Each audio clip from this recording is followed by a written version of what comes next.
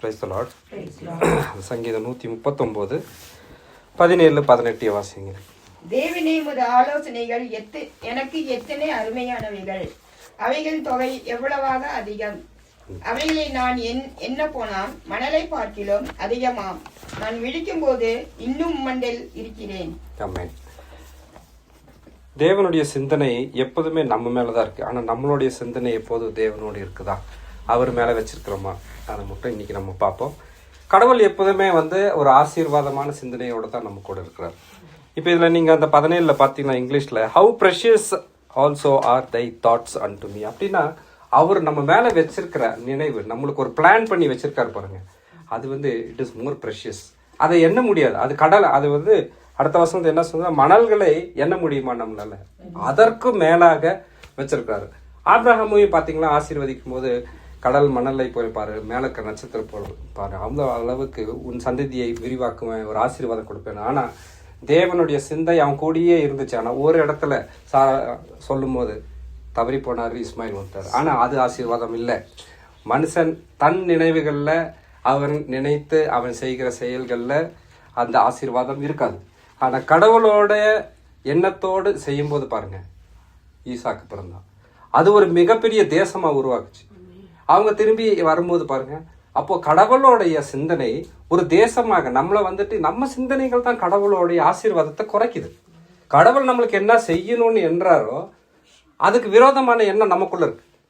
அதனாலதான் என்ன பிளஸிங் இருந்தாலும் சரி, அதை முழுமையாக்குறது நம்மளுடைய சிந்தனை குறைபாடான சிந்தனை. நம்ம அநேக வசனங்களை பார்த்திருக்கோம், அவர் சிந்தனைகள் எவ்வளவு பெருசு நல்லா பார்த்திருக்கோம். அதனாலதான் ஏசாயால் என்ன சொல்றாரு 55:8, உன் நினைவுகள் என் நினைவுகள் இல்லை. ஏன்னா நம்ம நினைவுகள் எப்போதுமே குறுகியதாகவே இருக்குது, மேன்மையான நினைவுகளே இல்லை, கடவுளை மகிமைப்படுத்தக்கூடிய நினைவுகளாக இல்லை. அதனாலதான் அவர் சொல்றாரு, உன் நினைவுகள் என்னோட இல்லவே இல்லைன்னு 100% கிளீனா சொல்லிட்டாரு. அதனாலதான் இதே சங்கீதம் 139 நம்ம அந்த 23வது வசனத்தை பாருங்க, know my heart and try me and know my thoughts. அதாவது என் இருதயத்தை நீங்க ஆராய்ந்து என் நினைவுகளை நீங்க பாருங்க. அதுக்குள்ள அடுத்த கடைசி வசனம், அதுக்குள்ள ஒளிஞ்சிருக்கிற தேவையற்றதை எல்லாத்தையும் எடுத்து போட்டு எனக்கு ஒரு நித்திய வாழ்வை கொடுங்க. அப்போ ஒவ்வொரு மனுஷனும் இது சொல்றது யாரு? தாவீதும் கடவுள்கிட்ட எப்படி இருந்தா, அப்படி எல்லாமே முன்னிறுத்தி அவர் ஒருவரே தேவன், அவர் தான் என் நல்ல வழி நடத்துவாருன்னு எல்லாம். ஆனா ஒரு செகண்ட் அவன் சிந்தனை தேவனை விட்டு தவறி போனதுனால ஒரு மிகப்பெரிய தவறு செஞ்சான். அப்போ தேவனுடைய சிந்தனையிலேயே இருக்கும் போது அவன் பெரிய ஒரு வெற்றி வீரனாக வந்தார். ஒரு யாருமே கணக்கிடாத அளவுக்கு ஒரு தீர்க்கதரிசியா இருந்தாரு, ஒரு ராஜாவாக இருந்தாரு. அவர் கட்டி வச்ச, அவர் உருவாக்கின தேசத்துல மக்களை அமைதியும் சந்தோஷமாக வாக்களித்திருந்தார். ஆனா அவனுடைய சிந்தனை ஒரு செகண்ட் தவறுச்சு, என்னாச்சு பாருங்க, ஒரு பெரிய பாவத்துல போயிருந்தார். ஸோ எல்லா இடத்துலையும் பார்த்தீங்கன்னா மனுஷனோட சிந்தனை, நம்ம சிந்தனை தான் தேவனுடைய ஆசீர்வாதத்தையும் தேவனுடைய செயலையும் கம்மி பண்ணுது. நம்மளை அப்படியே டைவர்ட்டும் பண்ணி விட்டுறோம். அவருடைய சிந்தனை என்ன இருக்கு பாருங்க, எரேமியா 29:10, நீங்கள் எதிர்பார்த்திருக்கும் முடிவை உங்களுக்கு கொடுக்கும்படிக்கு நான் உங்கள் பேரில் நினைத்திருக்கிற நினைவுகளை அறிவேன் என்று கர்த்தர் சொல்கிறார். அவைகள் தீமைக்கல்ல, சமாதானத்துக்கு ஏதுவான நினைவுகளே. இப்போ அவர் பார்த்தீங்கன்னா அதுல நான் இங்கிலீஷ் அதிகமாக படிக்கிறேன், அதுல இருந்தே வரேன். ஏன்னா அதோட வெளிப்பாடுகள் கொஞ்சம் அதிகமாக நம்மளுக்கு இருக்குது. அதில் பார்த்தீங்கன்னா என்ன சொல்றாருன்னா, I know the thoughts that I think towards you saith the Lord, the thoughts of peace. First அவர் நம்ம மேல வச்சிருக்கிறது சமாதானம். இந்த சமாதானம் இருந்தாதான் நம்மளால என்ன பண்ண முடியும், நாட் ஆஃப் ஈவில், நமக்குள்ள வரக்கூடிய எல்லா துர்ச்செயல்கள், தேவையற்ற எண்ணங்கள், சாத்தான் உள்ள நுழைக்கிறது எதையுமே அது அப்படியே முறித்து போடும். அது எங்க கொண்டு போய் கேட்க, அப்பதான் அது என்ன பண்ணுவோம், நம்ம கடவுள் நம்மளுக்கு வச்சிருக்கிற அந்த திட்டத்தை கொண்டு போய் சேர்க்கறதுக்கு அவருடைய சமாதானம் இறுதியில முடிவு பரிந்தம் நம்ம என்ன நினைக்கிறோமோ அதுதான் நடக்கும்னு போட்டிருக்கீங்க. என்ன போட்டிருக்கு, to give you an expected end. அது என்ன எண்ட், அது எது, அது தேவன் ஆசீர்வதிக்க கூடிய நினைவுகள் முழுமையாக நம்மளுக்கு சேரும். ஸோ இறுதி அப்படிங்கறது பாத்தீங்கன்னா இயேசு உயிர்த்தெழுந்து போன ஒரு மகிமை மாதிரி தான் நம்மளுக்கு. அதுக்கு முன்னாடி இருந்தது எல்லாம் சிலுவையில போயிடுச்சு. ஸோ அவருடைய நினைவுகள் நம்மளுக்கு எப்போதுமே சமாதானம், பரிபூரண சமாதானமா இருக்கு. என்னங்க எப்ப பார்த்தாலும் நம்ம நினைவுகள் எப்படி சொல்றாரு, அப்ப நம்மளுக்கு அந்த நினைவுகள் எப்படி இருக்கு? யார் இந்த நினைவை நம்மளுக்கு கொடுத்துருக்கிறாரு? யார் நம்மளுக்குள்ள இருக்கிறார்? இயேசு இருக்கிறார். அப்புறம் அவருடைய நினைவு தான் நம்ம கூட எப்போதுமே நம்ம கூட இருக்கு. 1 கொரிந்தியர் 2:16. கர்த்தருக்கு போதிக்கத்தக்கதாக அவருடைய சிந்தனையை அறிந்தவன் யார்? எங்களுக்கோ கிறிஸ்துவின் சிந்தை உண்டாயிருக்கிறது. அப்போ கடவுளுக்கு அவருக்கு யாரு போய் ஆலோசனை சொல்றது? கிடையவே கிடையாது. நம்மளுக்குள்ள இயேசு கிறிஸ்துவின் சிந்தனை நமக்கு. we have the mind of Christ. இத்தனை தீர்க்க தரிசன வார்த்தைகளை உருவாக்கின தேவன், கொடுத்த தேவன், அவருடைய மைண்ட் அதுதான் நமக்குள்ள இருக்கு. அப்போ நம்ம இயேசு எப்படி எண்ணி நடந்தாரோ அதை போல நடந்தாதான் நம்மளால அவருடைய ஆசீர்வாதங்களை பெற்றுக்கொள்ளவும் முடியும். அதை நம்ம எடுத்து நம்மளால பயன்படுத்தவும் முடியும். இந்த எண்ணங்கள் எப்போதுமே பாருங்க, ஒரு டாக்டர்கிட்ட போனா டாக்டர் நீ நல்லா இருவேன்னு உடனே சொல்றாரு. ஃபர்ஸ்ட் உங்க உடம்புல இருக்கிற எல்லா குறையும் சொல்லுவாரு. ஆனா கடைசியா தேட்டுறதுக்கு பயப்படாதீங்க. ஃபர்ஸ்ட் அதுதான் தேவன்னு சொல்றேன். நான் பயத்தின் ஆவியை கொடுக்கல, தெளிந்த புத்தி உள்ளாவி. அது கடவுளே சொல்லிட்டாரு, நீ பயப்படாத. என்ன அது எதுக்கு நம்ம போய் திருப்பி டாக்டர்கிட்ட போய் பயப்படணும்? ஆனா ஒரு செக்கப் போக வேண்டியதா இருக்கு. சூழ்நிலைகள் அப்படித்தான், போய் தான் ஆகணும். ஆனா அங்க இருக்கிற வார்த்தைகள் நம்மளுக்குள்ள பாருங்க, அந்த நினைவுகள் நமக்குள்ளேயே சூழ்ந்துகிட்டு இருக்கும். தேவனுடைய ஆசீர்வாதமான வார்த்தைகள் என்ன ஆயிரும்? அப்படியே அமுந்து போயிடும். ஸோ நம்ம சிந்தனை, அந்த mind has to be renewed. ரோமர்ல ரொம்ப அழகா நம்மளுடைய புத்தி எப்போதுமே it has to be renewed. அது எப்போதுமே சத்தியத்துக்குள்ள இருக்கும்போது மட்டும் தான் ரெனியூல் ஆகும். சாத்தானோட வார்த்தைகள் நம்ம காதுக்குள்ள போயிட்டே இருக்கக்கூடாது. நம்ம யோவான்ல படிக்கிறோம், என் ஆடுகள் என் குரலை தான் கேட்கும். சாத்தான ஸ்ட்ரேஞ்சர், அது அங்க போட்டிருக்குது. அவனுடைய குரலை கேட்காத அளவுக்கு நம்மளோட காதுகள் எப்போதுமே தேவனுடைய வார்த்தைகளாலே நிரம்பிட்டே இருக்கணும். நம்மளோட மைண்ட் ரெனியூவல் பண்ணிக்கிட்டே இருக்கணும். நம்மளுடைய எண்ணங்கள் எப்போதுமே தேவனுடைய சார்ந்து இருக்கணும். அதனால தான் பாருங்க, அன்பிலீஃப் இருக்கும்போது என்ன ஆகுதுன்னா நம்மளோட சிந்தனைக்குள்ள ஒரு ஏதோ சாத்தானுடைய செகண்ட் தாட், டைவர்ட்டிங் மைண்ட் இருக்கிறதுனால தான் இயேசுவனாலே நசரேத்து அவரோட ஊர்ல எதுவுமே செய்ய முடியல. ஏன்னா அவர் நம்பல. அவங்கள சிந்தனைகள்ல எப்போதுமே தேவையற்றது இருந்தது. அவர் மேல அவநம்பிக்கை இருந்தது. ஸோ இன்னைக்கு நம்மளுடைய சிந்தனைகள் எங்க கொண்டு போய் சேர்க்கணும்னா அவநம்பிக்கையில போய் உழுகுது. நம்ம யாராவது ஒருத்தர் சொல்லட்டும், பார்த்து போனாக்கா நல்லா போயிடுவான். விழுந்துராதன்னா அந்த விழுந்துராதான் தான் மண்டைக்குள்ள இருக்குமே தவிர பார்த்து போன்றது மறந்துடும். ஸோ தேவன் அப்படிதான் சொல்றாரு, நீ நல்லா இரு, ஆசீர்வாதமா இரு, என் வழிகளில் நட, அப்படிதான் சொல்றாரு. நீ அங்க போன விழுந்துருவேன்னு நம்ம பைபிள்ல ரொம்ப பெருசா போடல. அது அதோட அர்த்தங்கள் அடுத்த பக்கம் இருக்கு, நம்ம எடுத்துக்கணும்.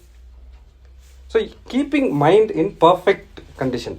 அதே மாதிரி ரோமர் 8:6, மாம்ச சிந்தை மரணம், ஆவியின் சிந்தையோ ஜீவனும் சமாதானமுமா. இப்போ ஆவிக்குரியவர் நம்ம கூட இருக்கும்போது நம்மள சிந்தனைகள் ஆவிக்குரியதாகவே இருக்கணும். இங்கிலீஷ்ல கார்னல் மைண்ட், கார்னல்னா ஐம்புலன்கள். ஸோ இந்த ஐம்புலன்கள் எப்போதுமே நம்மள நெகட்டிவிட்டியில தான் பார்ப்போம். பார்க்கறது, கேட்கறது, சுவாசிக்கிறது, தொடர்றது, உணர்றது, இது எல்லாமே எப்போதுமே உங்க நெகட்டிவிட்டியில மட்டும்தான் கொண்டு போய்க்கிறது. இப்போ நீங்க பார்க்குற நம்ம நிறைய பேர் இன்னைக்கு நிறைய செல்போன்ல போய் மாட்டி முழிச்சுட்டு உட்காந்துருக்கோம். அது ஒரு செகண்ட் ஒரு ரீல்ல போய் எடுத்தீங்கன்னா அது நெகட்டிவ் மட்டுமே சொல்லும். நீங்க ஒரு ஆக்சிடென்ட் ஆனது ஒன்று பார்த்தீங்கன்னு வைங்க, அடுத்த ரீல் ஆக்சிடென்ட் தான் வரும். அது நம்மளுக்கு மைண்டுக்குள்ள என்ன கொண்டு போய் சேர்த்துது? ஒரு பயத்தை தான் சேர்த்துது. நம்ம நடந்து போனாலும் விழுந்துருவோமோன்ற ஒரு பயம் வரும். சாத்தா எப்படி திருடுறான் பாருங்க, உங்க எண்ணங்களை எப்படி திருடுறான். நீங்க ஒரு ஆசீர்வாதமானது ஒண்ணு பாத்தீங்கன்னா அது ஆசீர்வாதம் வந்துகிட்டே தான் இருக்கும். ஆனா அங்கேயே அதையே திருப்பி திருப்பி கொண்டு போனோம்னா நம்ம கடவுளோடு இருக்கிற நேரத்தை குறைச்சிருவது. ஸோ நம்ம சிந்தனைகளை எப்படி தெளிவா வைக்கிறோமோ அதுதான் தேவனிடத்துல கொண்டு போய் சேர்த்தோம்.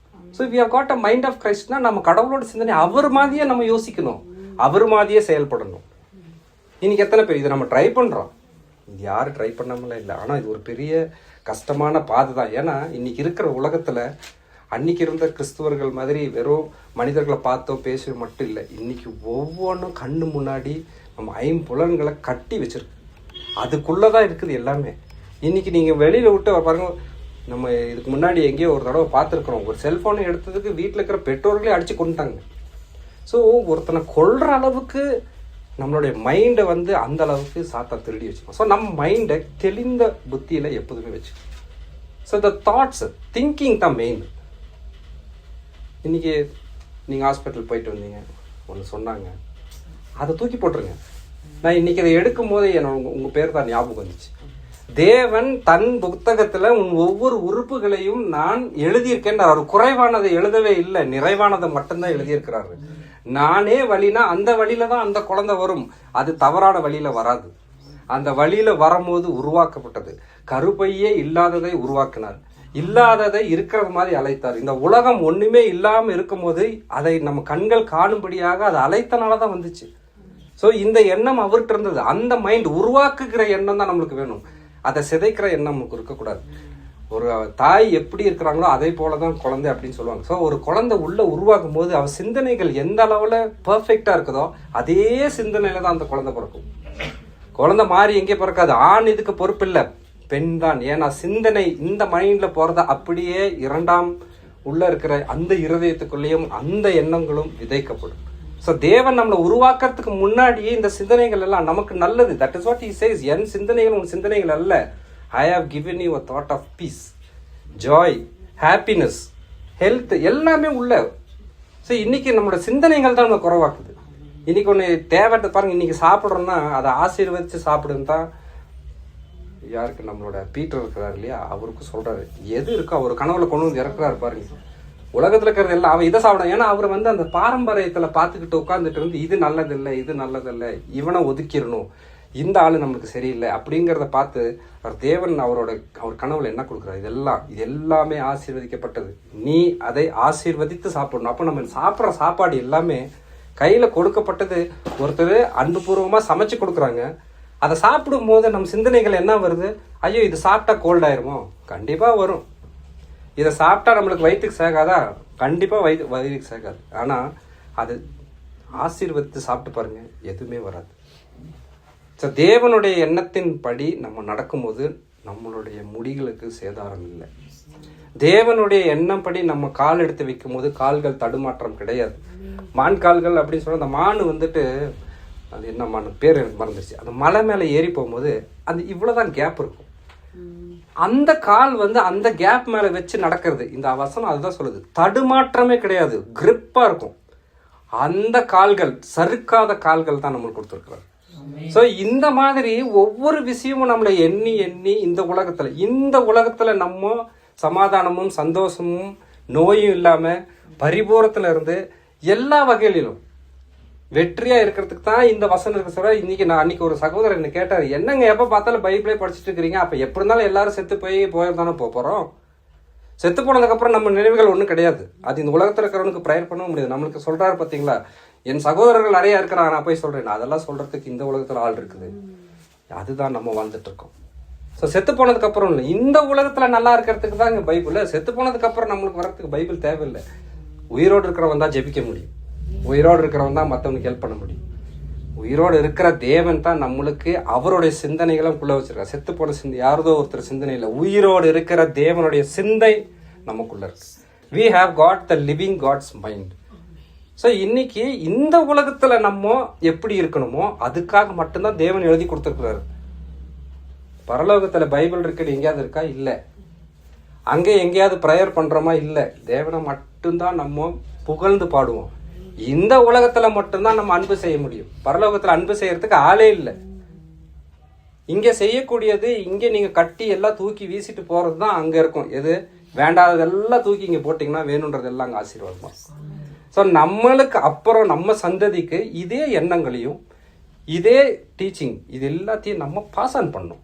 நம்ம பிள்ளைகளுக்கு எப்படி தெரியும்? நம்ம பேசுறதா தெரியும், நம்ம நடக்கிறத அவங்க பார்த்து கத்துக்கிறாங்க. ஸோ இந்த சிந்தனைகள் எல்லாமே நம்மளுக்கு எப்போதுமே தேவனுடைய ஆசீர்வாதத்தை பெருகும்படியாகத்தான் நம்ம இருக்கணும்.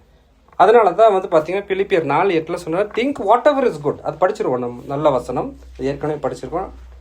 4வது அதிகாரம் பிலிப்பியர் 4:7-8. அப்பொழுது எல்லா புத்திக்கும் மேலான தேவ சமாதானம் உங்கள் இருதயங்களையும் உங்கள் சிந்தைகளையும் கிறிஸ்து இயேசுக்குள்ளாக காத்துக்கொள்ளும். கடைசியாக சகோதரரே, உண்மை உள்ளவைகளோ ஒடுக்கமுள்ளவர்களாகவோ நீதி உள்ளவர்களாகவோ கற்புள்ளவர்களாகவோ அன்புள்ளவர்களாகவோ கீர்த்தி உள்ளவர்களாகவோ புண்ணியம் எதுவோ புகழ் எதுவோ அவைகளையே சிந்தித்துக் கொண்டிருங்கள். இப்ப பாருங்க, இந்த சிந்தனை எவ்வளவு அழகா சொல்லியிருக்காரு. அந்த 7வது வசனம் தான் மெயின். அதுல அது இங்கிலீஷ்ல என்ன எழுதியிருக்குன்னா, the peace of God which passed all the understanding shall keep your heart and mind through Jesus Christ. அப்படின்னா அந்த தேவனுடைய சமாதானம் எல்லாத்தையும் வென்று விட்டதுன்னு சொல்றாரு. It has passed all the understanding. நம்மளோட என்னென்ன நம்ம நினைக்கிறோமோ அதை எல்லாம் தாண்டி அது தேவனுடைய நம்மளுடைய இருதயத்தையும் நம்மளுடைய மைண்டையும் இயேசு கிறிஸ்து எப்படியோ அந்த அளவுக்கு நம்ம கொண்டு போய் சேர்க்கணும். அதை எப்படி சேர்த்துக்கிறதுனா அது 8வதுல என்னென்னலாம் சிந்திக்கணும். ஸோ நம்ம சிந்தனை எப்படியெல்லாம் இருக்கணும், எதெல்லாம் நம்மளுக்கு வந்து நல்லது, எது ஹானஸ்டாக இருக்கிறது, எது ஜஸ்டாக இருக்கிறது, எது பியூராக இருக்குது, எது எப்படி ஒரு மனுஷனை அன்பு லவ்லியாக இருக்கிறது, எது சொன்னாலும் ஒருத்தர் மேலே ஒரு தப்பான ரிப்போர்ட் கொடுக்காம இருக்கிறது. இங்கிலீஷில் நான் போட்டுக்கோ, let whatsoever things be of good report. ஒரு மனுஷன் எப்போதுமே நல்லதை மட்டுமே சொல்லுங்க. அவன் கெட்டவனா இருந்திருக்கலாம், அவன் செஞ்ச நல்லதை மட்டுமே சொல்லுங்க. அதான் சொல்ல முடியுமா இன்னைக்கு? ஃபர்ஸ்ட் நம்ம வாயை திறந்தா ஐயோ அவனா அப்படின்னு தான் ஆரம்பிக்குமே தவிர அவன் இருக்கிற நல்லதை நம்ம சொல்ல மாட்டோம். அவன் நம்மளுக்கு ஒரு நல்லது செஞ்சிருப்பான். சாத்தானுக்கும் தெரியும் எது நல்லது எது கெட்டதுன்னு. சாத்தானுக்கும் ஜீசஸ் யாருன்னு தெரியும், நம்மள யாருன்னு தெரியும். நம்ம ரிப்போர்ட் கொடுக்க வேண்டிய நல்லது மட்டும் கொடுப்போம்.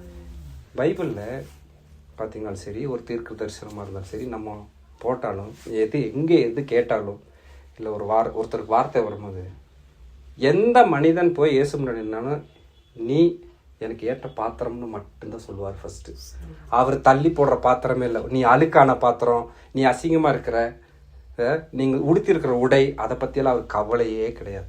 எனக்கு அவருக்கு தேவையானது ஒரு பாத்திரம். அது உலகத்தில் படைத்த எல்லாமே அவருக்கு உகந்த பாத்திரம் தான்.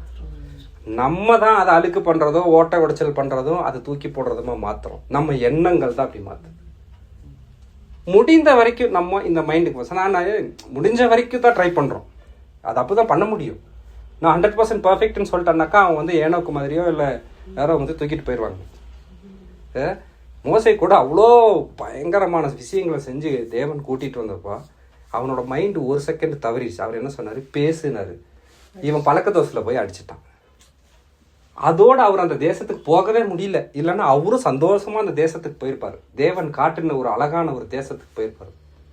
ஸோ இது எங்கே நம்ம சிந்தனை தேவனுடைய ஆசீர்வாதத்தை தடுக்குது. நம்ம கடவுள் நம்மளை எதையுமே வந்து பர்ஃபெக்டாக வச்சிருக்கிற எதையுமே தடுக்கிறது கிடையாது. We are stopping, we are limiting God. கடவுளோட செயலை நம்ம தான் குறுக்க பண்ணிடுறோம். சரி, நம்மளுடைய புத்தியை கொஞ்சம் தெளிவாக வைத்துவோம். நம்ம இது ஒரு பெரிய சப்ஜெக்ட் தான். பிரதர் திடீர்னு கூப்பிட்டோன்னே எனக்கு என்ன எடுக்கணும்னு எனக்கு ஒன்றுமே தெரியல. பேசிகிட்டே இருக்கும்போது புத்தி அப்படின்னு தோணுச்சு, அப்படியே டாபிக் எடுத்துட்டேன். ஒன்றுமே பண்ணல. இதே தான் வந்துட்டு போன வாரம் சிஸ்டர் ஃபர்ஸ்ட் வசனம் எடுத்தாங்க. இது ஏசாயா 26:3 படிங்களேன், அங்கேயே முடிப்போம். 26:3 வசனம்.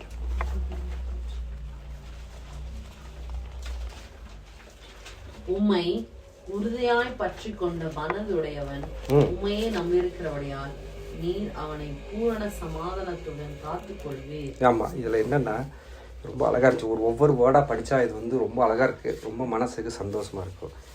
Thou will keep him in perfect peace. Perfect பீஸ்னா அந்த மாதிரி ஒரு பீஸ்ஃபுல், அதான் தேவை சொன்ன என் சமாதானத்தை நான் உங்களுக்கு விட்டு செல்கிறேன். ஏன்னா அவர்கிட்ட பரிபூரணமான சமாதானம் இருந்துச்சு. அவர்கிட்ட குறையே கிடையாது. இந்த சமாதானத்தான் நம்மளுக்குள்ள நம்ம இதுக்கு முன்னாடி நம்ம ரோமர் 8:9 படித்தது அதுதான். இந்த சமாதானம் நம்மளுக்குள்ள வச்சுறார். யாருக்கு அந்த சமாதானம் இருக்குன்னா அவனுடைய மைண்டு வந்து தேவனிடத்திலேயே இருக்கும்போது, அவனுடைய சிந்தனை கடவுளிடத்திலேயே இருக்கும்போது மட்டும்தான் இந்த பரிபூர்ணமான சிந்தனை நம்மளுக்குள்ள இருக்கும். அதுதான் நம்மளை என்ன பண்ணும், அவரை நம்பிக்கை அவரோட மேல் நம்பிக்கையாக இருக்கிறதுக்கும் கொண்டு வர செல்லும். ஸோ நம்மளுடைய சமாதானம் எங்கேயும் இல்லை, நம்ம சிந்தனைகளில் தான் இருக்கு. ஸோ அந்த சமாதானமும் சரி, ஆரோக்கியம், தேவனுடைய சத்தியம், தேவனுடைய ஆசீர்வாதம், இது எல்லாம் நம்மளுக்கு முழுமையாக இருக்குன்னா நம்மளுடைய எண்ணங்கள் எப்போதுமே அவர் கூட இருக்கணும். ஸோ நம்ம காதுகளுக்கு ஒழிச்சுக்கிட்டே இருக்கிறது எப்போதும் அவர் சொல்கிற என் ஆடுகள் என் சத்தத்தை மட்டும் கேட்குன்னு தான் போட்டிருக்குது. ஆனால் மற்ற சத்தத்தையும் கேட்கறதுக்கு வாய்ப்பு இருக்குது. அதுக்கு நம்ம இடம் கொடுக்க வேண்டாம். இன்றைக்கி எல்லாம் தூக்கி போட்டுருவோம் முடிஞ்ச வரைக்கும். ஏன்னா இன்றைக்கி இருக்கிற உலகம் வந்து நம்மளை அப்படி தான் இழுத்துட்டு போகும். We are carnal mind. நம்மளுக்கு மாம்சம் பிரச்சனை தான். இன்னைக்கு உலகம் ஃபுல்லாக நம்மளை அந்த பக்கம் தான் எடுத்துகிட்டு போகும். அதுக்கு ஒரு வழியே இல்லை. ஏன்னா இன்றைக்கி நம்ம அங்கே தான் நிற்கிறோம். நான் உங்களை பார்க்குறேன், அது எந்த விதத்தில் பார்க்கணுமோ அப்படி பார்ப்போம். நம்ம ஒருத்தர் நினைக்கிறோம், அது எந்த விதத்தில் நல்லது நினைக்கணுமோ அதையே நினைப்போம். What ever you think you become like that. இருதயம் முழுசாக நிரம்புறதுக்கு நம்மளுடைய மைண்டு காரணம். நம்ம மைண்டில் எதெல்லாம் நினைக்கிறோமோ அப்போ தான் இருதயம் ஃபுல்லாக நிரம்பும். அது நிரம்புனா தான் அந்த வாய் பேசும். நீங்கள் வாய் பேசும்போதே தெரிஞ்சிடும் இவன் எப்பேற்பட்ட ஆள். ஸோ நம்ம அவருக்கு கடி கொடுக்கக்கூடிய பிள்ளைகளாக எப்போதும் இருக்கும்போது நம்மளுடைய எண்ணங்கள் எப்போதும் இயேசுவை போலவே இருக்க ட்ரை பண்ணுவோம். பண்ணணுன்றது சட்டம், ட்ரை பண்ணணுன்றதான் நம்ம விருப்பம். அவ்வளோதான் பண்ண முடியும். ட்ரை பண்ணாதான் முடியும். ஸோ ட்ரை பண்ணுவோம். இன்னைக்கு வந்து நான் எல்லாமே தெரிஞ்சிச்சு, நான் அப்படிதான் இருக்கிறேன் அப்படின்னா அப்புறம் ஏசு சொன்னார் பாருங்க, முதல்ல போய் வித்துட்டு வா அப்படின்னா இன்னைக்கு நம்ம எல்லாம் ஏழையாயிரும். ஸோ நம்ம சிந்தனைங்கிற அப்படிதான் ஆச்சு.